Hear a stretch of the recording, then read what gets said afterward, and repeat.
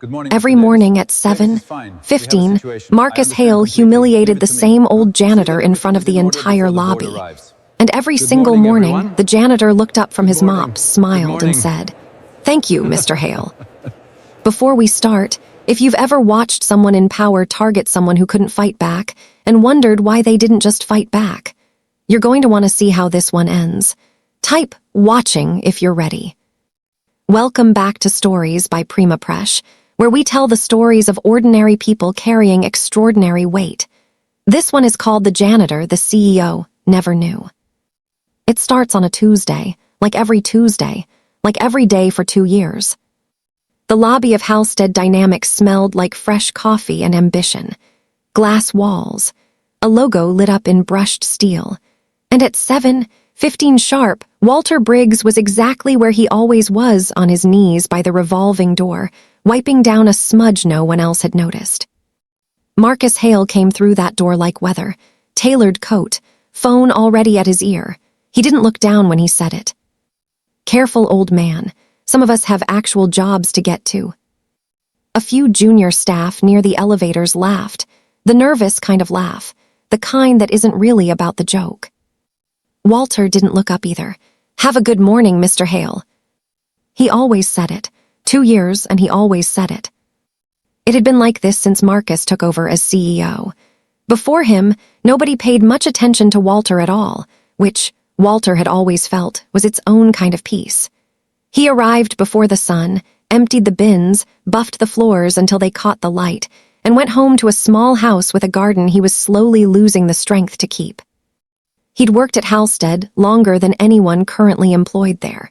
Longer, in fact, than the company's public history claimed the company existed, a detail nobody in HR had ever thought to check, because nobody in HR had ever thought to ask Walter Briggs a single real question.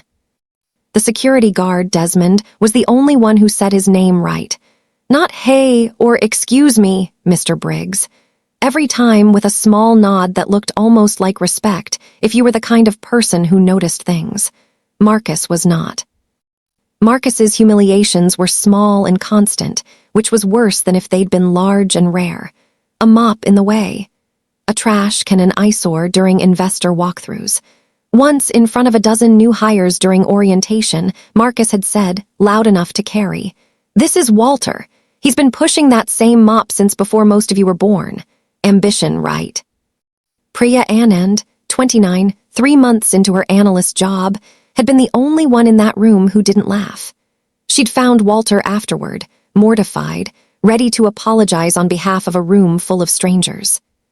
"You don't need to do that," Walter told her, still smiling, still calm. "I've had worse days than this one, friend. This isn't close."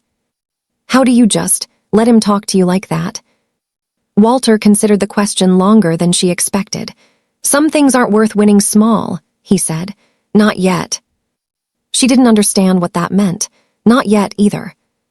The lobby had a photograph, framed in black and white, hanging above the reception desk. 2 young men in shirt sleeves standing in front of an empty warehouse, dated decades before anyone currently on staff had been born. "The founders," the small brass plate read, no names. Marcus walked past it every day of his professional life and had never once looked up. Things got worse the closer Halstead came to its Series D funding round. The deal that would let Marcus finally claim, publicly, that he'd built something that outgrew its founders entirely. He grew sharper, meaner. The investor walkthrough was scheduled for a Thursday morning, and Marcus made it clear in a company-wide email that appearances matter and that certain areas of optics needed to be handled before the visit. Walter kept working, kept saying thank you, kept showing up before the sun. Diane Ockhafer, the board chair, arrived early that Thursday, earlier than anyone expected, carrying a folder she hadn't shown the rest of the board yet. 6 months of quietly gathered numbers that didn't add up, expense reports smoothed over, quarterly figures that told a rosier story to investors than they told internally. She wasn't ready to act on it. Not yet. She was still looking for the one piece that would make it undeniable. She noticed Walter on her way in. Noticed, too, the way Desmond greeted him. Filed it away the way she filed everything away. The investors arrived at 9 a.m. Marcus was radiant.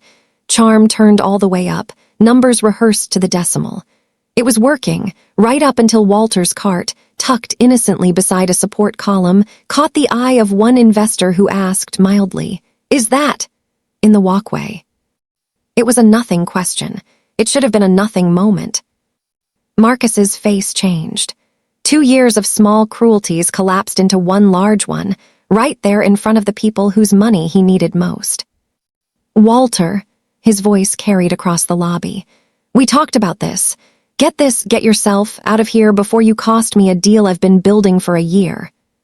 The room went silent in the specific way rooms go silent when everyone recognizes cruelty, and no one has decided yet whether to say so.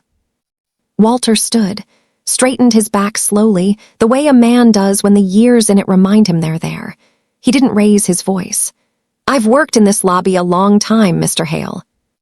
"Not anymore, you haven't." Marcus turned to the nearest HR coordinator who had frozen by the elevators. "Process his termination. Today, I don't want to see him in this building again." Priya, watching from the mezzanine, felt something in her chest go cold. Walter simply nodded, picked up his cart, and walked toward the loading dock without another word. The same calm exit he'd made 1,000 mornings before, except this time it wasn't going to end with him coming back tomorrow.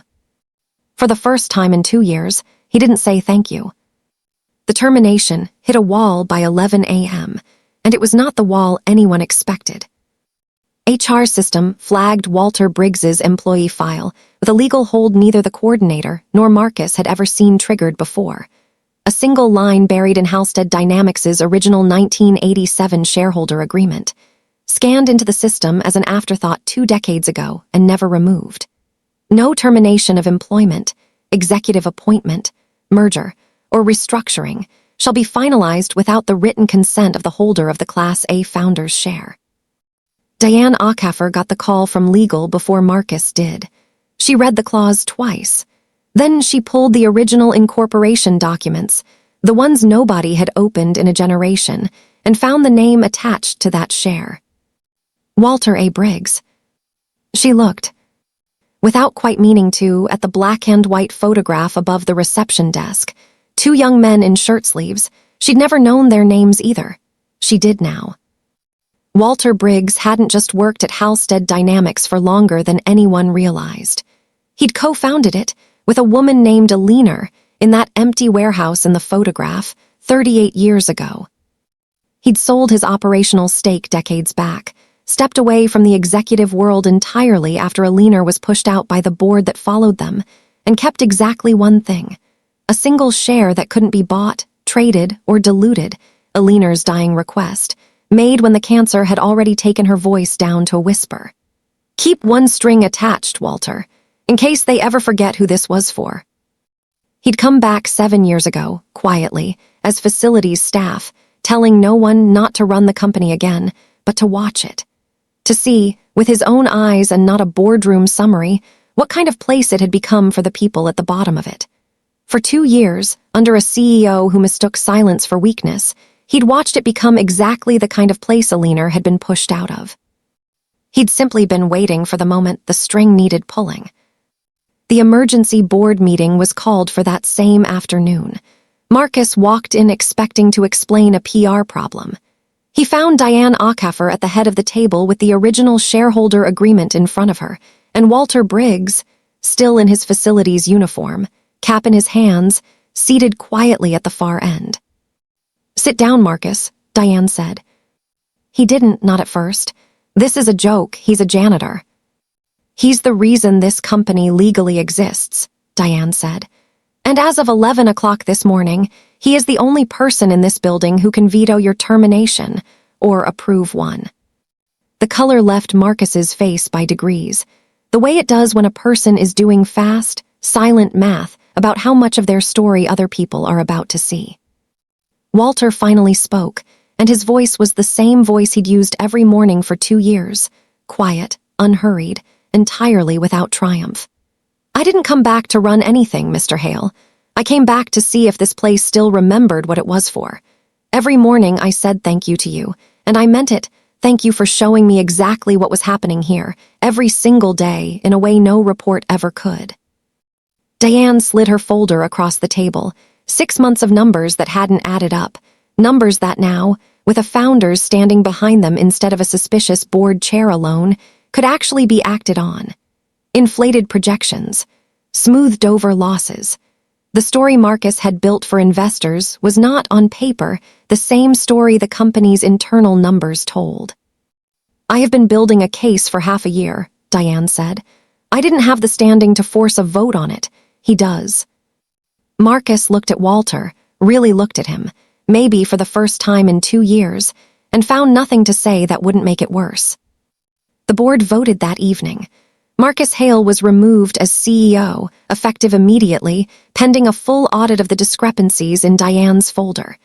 He left the building the same way Walter had been ordered to that morning, through the loading dock, carrying a box, no one applauding, no one laughing either. Just quiet.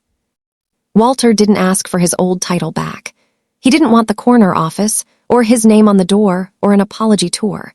What he asked the board for, the only thing, was a seat on the hearing committee for the interim CEO, and a policy written into the employee handbook in plain language. How this company treats the person who cleans it at 7 a.m. is how this company actually is, whatever the annual report says. Priya found him in the lobby 3 days later, back in uniform, tightening a wheel on his cart, as if nothing at all had changed. "You could stop," she said. "You don't have to do this anymore." Walter looked up at the black-and-white photograph above the reception desk, his own younger face, and Aline's, finally hung with names added beneath it that afternoon, at Diane's insistence. "I know," he said, "but somebody's got to be down here at 7 in the morning, friend.